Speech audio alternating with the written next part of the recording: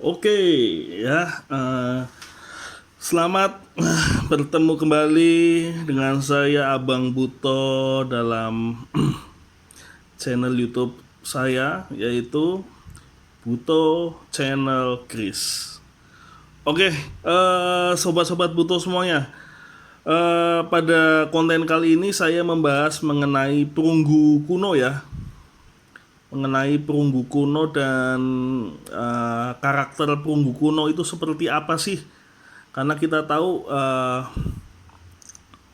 di Indonesia sendiri sejak zaman Nusantara kita sudah mengalami zaman perunggu kuno ya, zaman perunggu ya, kita sudah mengalami zaman perunggu dan jelas pada zaman perunggu ini maka sudah banyak ya artefak-artefak peradaban nenek moyang kita dari zaman prasejarah hingga masa klasik era Hindu-Buddha yang saya ingin tekankan di sini pada pembahasan era klasik Hindu-Buddha ya terkait karakter logam perunggu pada masa klasik era Hindu-Buddha.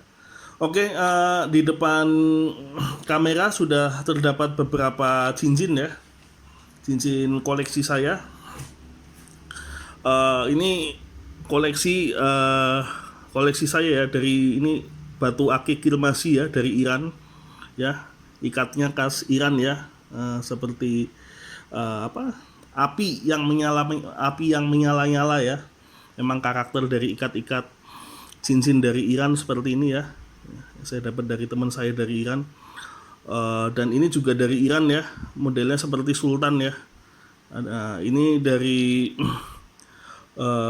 hematit ya, tapi hematitnya ini anti magnet nih sepertinya, dan ikatnya perak ya, seperti kesultanan Turki zaman dulu. Ini juga sama, ini ikatnya perak ya, ini ikatnya perak ya, dengan hiasan huruf-huruf ini, huruf-huruf Arab ya, doa-doa Arab. Dan di samping saya nih ada cincin ya. Ini cincin bisa dibilang perunggu atau kuningan sari ya. Tapi ini kuno ya, ini kuno ya, karena ini dulu temuan dari Sungai Berantas ya. Ini termasuk koleksi perunggu kuningan sari saya yang pertama ya. Ini juga ini cincin perunggu kuno ya, era kerajaan Majapahit. Ini bisa dilihat ya detail ornamennya. Dan ini ada beberapa ukirannya yang sudah ada ukiran yang melingkari, ini sudah terkikis ya. Ini masih ada karat patinanya ya. Tapi ini sudah dibersihkan ya. Ini sudah dibersihkan dan ini juga sudah dibersihkan, tapi masih ada serat-serat ya, di baliknya masih ada serat-serat. Nanti saya jelaskan lah karakter perunggu kuno di era masa klasik ya, Hindu kuno ya, Hindu-Buddha kuno ya. Dan ini ada cincin juga ya, ini kuno juga ya, tembaga ya, bahannya tembaga nih, ini bahannya tembaga ya. Yang ini cincin emas ya, emas putih ya, nanti sebagai untuk pengetesan aja, pengetesan melalui magnet ya, terkait menempel atau tidaknya. Oke ya, kita bahas dulu terkait penjelasan era perunggu kuno ya. Kita ketahui ya, perunggu itu adalah logam alloy campuran antara tembaga dan timah putih ya. Campuran antara tembaga dan timah itu akan menghasilkan sebuah perunggu ya. Dan untuk warna kuningnya kita sebut dengan kuningan ya, itu antara bahan tembaga yang dicampur dengan kandungan seng yang tinggi ya. Jadi semakin tinggi kandungan sengnya, maka warna kuningannya akan semakin mengkilat ya. Contohnya ini ya, ini termasuk kuningan ya, tapi kuningan lawas, kuningan kuno ya. Ini kalau orang sepintas lihatnya seperti emas ya, padahal bukan. Ini namanya kuningan sari ya. Jadi bahan tembaga yang dicampur dengan logam seng tapi dengan kadar yang sangat tinggi, ya. Jadi sepertinya kuningnya kuning keemasan. Kalau yang ini juga sudah warna kuning ya. Ini udah perunggu juga, udah ada warna kuningnya. Ini sudah ada kandungan sengnya, tapi kandungan sengnya masih banyakkan ini, ya, karena lebih warnanya lebih dominan kuning yang ini, ya. Oke, tapi tetap ya. eh, intinya dalam perunggu itu ada tiga atau dua kandungan logam yang vital ya, yaitu antara bahan tembaga ya, itu yang paling utama, dengan timah, itu yang paling utama. Berikutnya untuk menambah kadar warnanya bisa dicampur dengan unsur mineral logam lain, seng atau bahkan perak atau bahkan dengan emas. Ya, nanti saya jelaskan ya terkait penjelasan terkait perunggu tua itu. Yang kita tahu, untuk pengolahan perunggu tua di era zaman klasik Hindu-Buddha itu belum semodern seperti zaman sekarang ya. Jadi pengolahannya masih belum murni. Jadi tembaga itu masih berupa batuan yang diambil dari daerah-daerah pegunungan vulkanik lah. Intinya tambang-tambang deposit tembaga ya. Yang dimana kandungan tembaga itu masih berupa batuan kotor. Jadi maksudnya gini, tembaga itu belum murni kandungan mineral tembaga, karena di dalam batu tembaga itu masih bercampur dengan unsur logam yang lain, termasuk diantaranya adalah pasir besi, ya. Jadi di batuan-batuan tembaga yang ditemukan oleh para pengolah logam ya masa era klasik Hindu-Buddha itu biasanya masih belum tembaga murni, masih bercampur dengan unsur mineral logam lain. Salah satunya adalah pasir besi ya, yang masih melekat di dalam unsur batuan tembaga tersebut. Dan kita tahu ya, kalau saya bukan seorang ahli metalurgi, tapi ya saya sempat sharing lah sama orang-orang yang paham dan belajar mengenai hal itu. Jadi kalau dibilang saya ahli bukan, tapi saya hanya mengambil pendapat dan keterangan dari ahli yang di bidangnya ya, terkait titik lebur tembaga ya sebagai bahan dasar dari perunggu itu adalah kurang lebih 950 derajat Celcius. Sedangkan titik lebur besi pada umumnya adalah 1200 derajat Celcius. Jadi ada perbedaan ya, bahwa titik lebur besi lebih panas dan lebih tinggi jika dibandingkan untuk melebur tembaga, karena selisihnya cukup berbeda jauh ya. Tembaga hanya membutuhkan 950 derajat Celcius, sedangkan titik lebur besi sekitar 1200 derajat Celcius. Dan yang utama ini kita sering mengatakan bahwa ini untuk mengetahui benda kuno atau segala macam itu harus diteliti karbonnya. Nah, jadi yang perlu saya jelaskan di sini ya, ini juga menurut pendapat dari teman-teman yang ahli di bidangnya yang terkait metalurgi, bahwa sebenarnya bahan logam itu tidak bisa dites menggunakan carbon dating ya. Karena tes karbon bukan diperuntukkan untuk mengetahui umur logam. Karena logam itu adalah anorganik ya, anorganik. Melainkan tes karbon hanya bisa dilakukan pada artefak benda hidup seperti tulang, kayu, fosil, artinya bagian-bagian dari makhluk ya, makhluk hidup ya. Dan untuk mengetahui umur artefak logam, mungkin mungkin teman-teman jurusan arkeolog mungkin yang lebih paham ya terkait hal ini, tapi saya hanya saya bukan serba tahu atau bagaimana, saya hanya membaca dan bertanya kepada orang yang ahli di bidangnya ya. Jadi kalau untuk lengkapnya mungkin bisa bertanya kepada anak-anak jurusan arkeologi ya yang lebih paham. Tapi saya karena hanya sekedar hobi saja sih ya, hobi terkait artefak-artefak kuno, bahwa untuk mengetahui umur artefak logam ialah dengan mengambil sampel tanah di lokasi temuan. Jika artefak ada di lapisan tanah yang paling atas, berarti ada indikasi itu adalah eh, umur artefak logam tersebut belum terlalu tua ya, atau masih baru lah. Kadang-kadang bisa dilihat karatnya. Kalau karatnya karat seperti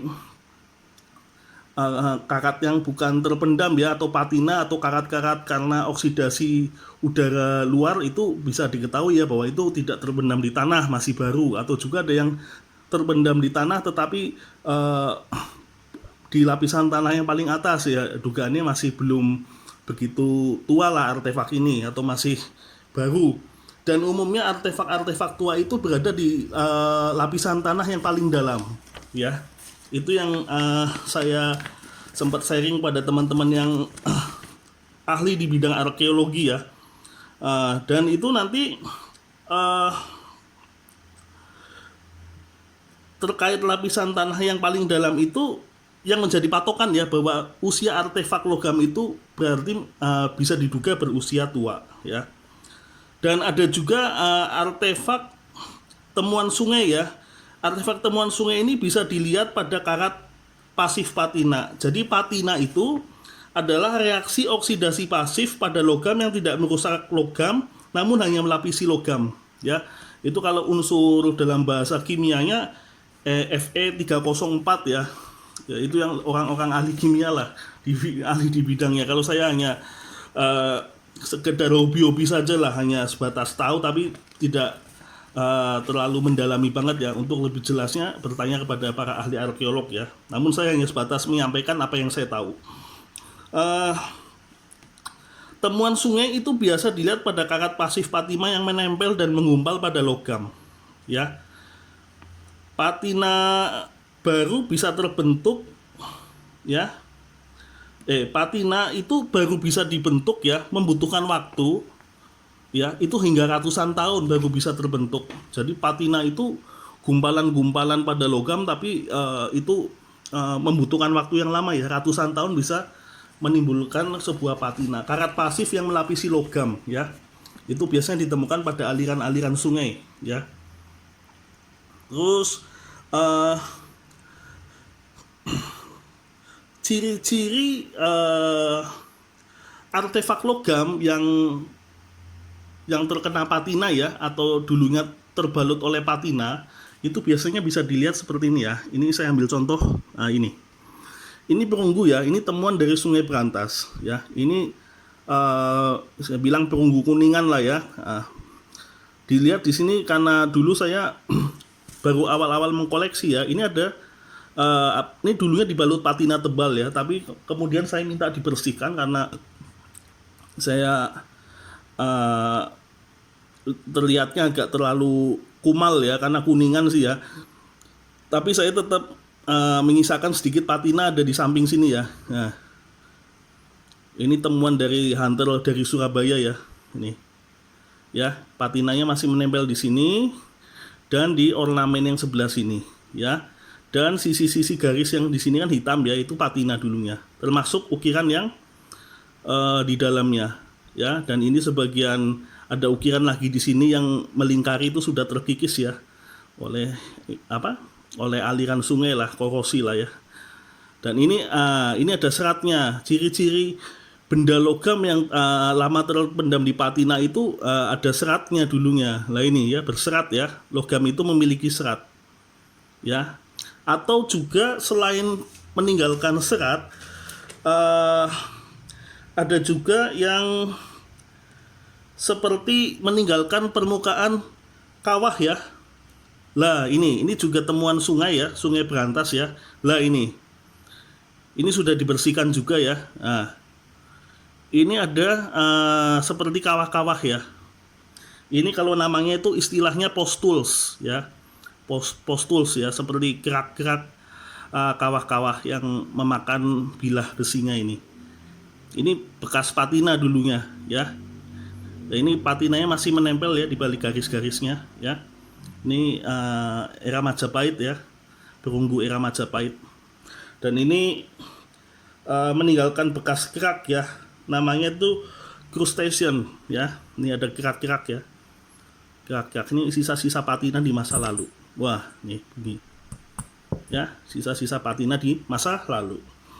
Eh, kita ketahui ya bahwa teknik metalurgi pengolahan perunggu era Jawa kuno ya, kalau sekitar abad 8 sampai abad 10 itu eh, ini dari India. Teknik pengolahan logam perunggu itu ada dua ya.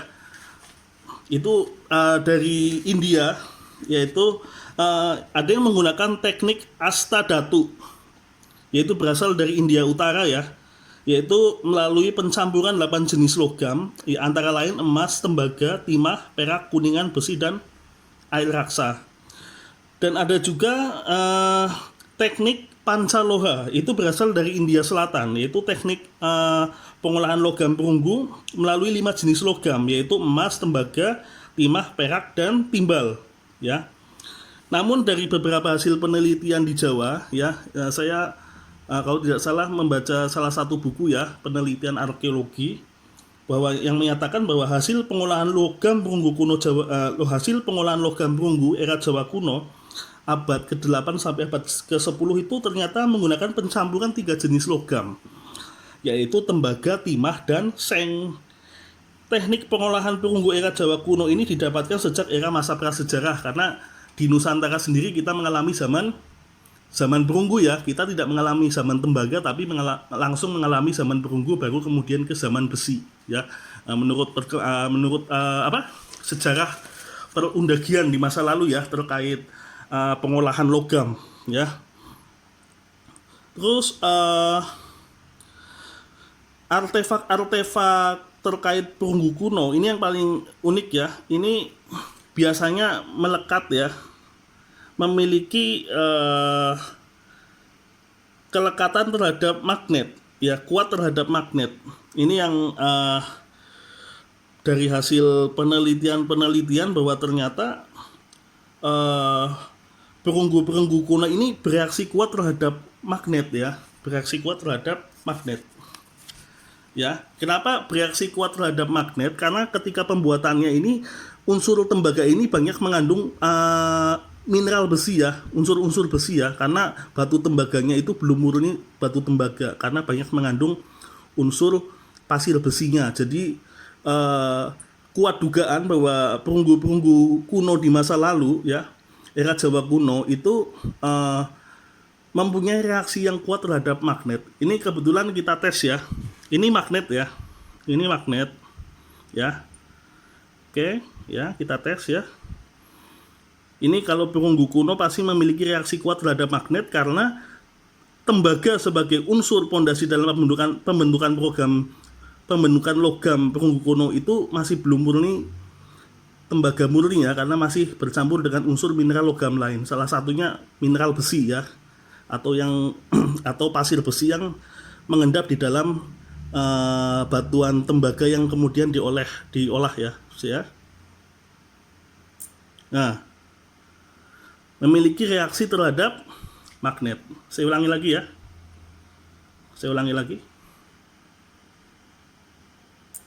Nah, ya. Ini salah satu cara lah ya. Terus yang kedua adalah ini ya. Yang satu. Nah, ya, perunggunya bereaksi terhadap magnet. Nah, ya. Jadi bisa diduga bahwa perunggu ini berusia kuno ya, karena perunggu tua pasti memiliki daya magnet yang lebih kuat dibandingkan perunggu komposisi sekarang, karena komposisi sekarang sudah murni ya, sudah smeltingnya sudah canggih ya, tidak seperti masa kerajaan Hindu kuno dulu ya. Dan untuk standar warna dalam perunggu kuno itu tidak ada standarnya ya. Kadang-kadang ada yang berwarna kuning keemasan seperti ini yang kita sebut kuningan sari, atau perunggu kuningan biasa seperti ini ya. Ini termasuk kuningan juga. Ada juga perunggu yang warnanya agak hitam ya. Kalau orang bilang istilahnya kejoso ya, kejoso kalau orang istilah zaman dulu. Dan umumnya ada juga kalau yang di era arca ya, kalau kita bilang arca perunggu di Majapahit itu sebutannya ada juga perunggu gobok ya. Jadi karena perunggunya itu dominan tembaganya terlalu banyak, jadi warnanya kehijauan ya. Kalau yang kekuningan ini lebih banyak dominan kandungan logam sengnya ya. Itu yang sebatas saya pahami ya terkait pengetahuan terkait perunggu kuno. Kalau ini adalah emas ya, emas putih ya. Ini emas putih ya. Ya. Tidak menempel ya. Tidak menempel. Yang ini tembaga ya. Ini tembaga ya, tidak menempel. Ya. Yang ini perak ya. Ini perak. Ya. Ini perak. Ikatnya perak ya, kita tempelkan ke ikatnya. Tidak menempel. Tidak menempel. Perak tidak menempel, emas tidak menempel, tembaga tidak menempel ya. Namun kalau yang ini menempel ya, menempel. Karena ada juga perunggu baru yang memang tidak menempel magnet ya, atau daya magnetnya itu sangat lemah ya, menempel tapi terus jatuh gitu magnetnya. Itu bisa diindikasikan itu perunggu baru ya. Tapi intinya yang saya sampaikan di sini bahwa tes karbon pada logam itu tidak dimungkinkan ya. Itu tes karbon, dating karbon itu hanya untuk mengetes artefak-artefak dari organ atau dari unsur makhluk hidup ya, seperti tulang, tumbuhan ya, segala macam. Itu yang saya perlu sampaikan kepada sobat-sobat Buto semuanya ya. Dan setelah abad ke-10 seterusnya banyak ya ditemukan penemuan logam-logam kuno yang menggunakan teknik pancaloha ya. Kalau nggak salah pancaloha ada yang ditemukan dengan menggunakan teknik pancaloha. Artinya mulai ada unsur mineral emas dan perak yang masuk ke dalam campuran perunggu tersebut ya. Umumnya itu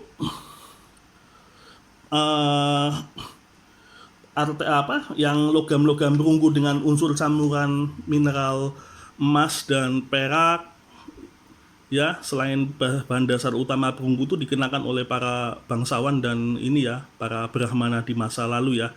Tapi kita tahu bahwa penggunaan terkait perak ya, kita tahu ya, era Jawa kuno ini memang ada beberapa daerah yang menghasilkan emas tapi tidak begitu banyak, karena ketika saya baca literatur sejarahnya, ternyata pada era-era kerajaan Jawa kuno tuh membarter ya hasil bumi dengan emas, terutama dengan kerajaan-kerajaan yang ada di Sumatera. Kalau zaman dulu penguasa Sumatera itu kan Sriwijaya ya, kerajaan Sriwijaya, kerajaan Dharmasraya gitu ya, yang sudah eksis ya, hingga era kerajaan Pagaruyung. Terus yang paling dominan juga ada ya di paling ujung itu Kesultanan Aceh ya.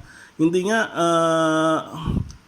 masyarakat Hindu-Buddha Jawa kuno di masa lalu itu ketika mendapatkan emas itu lebih banyak melakukan barter ya, dari hasil bumi, membarternya dengan logam-logam emas dari Sumatera ya ketika itu, termasuk perak ya. Karena perak sendiri itu ketika zaman era Hindu-Buddha kuno itu setara dengan emas nilainya, jangan salah, setara dengan emas. Karena perak sendiri di era Jawa kuno itu masih jarang juga ya ditemukan, kecuali dengan melakukan barter ya dari hasil bumi dengan kerajaan-kerajaan lain yang ada di Sumatera. Makanya Pulau Sumatera itu disebutnya itu Swarna Bumi, atau artinya adalah Pulau Emas ya.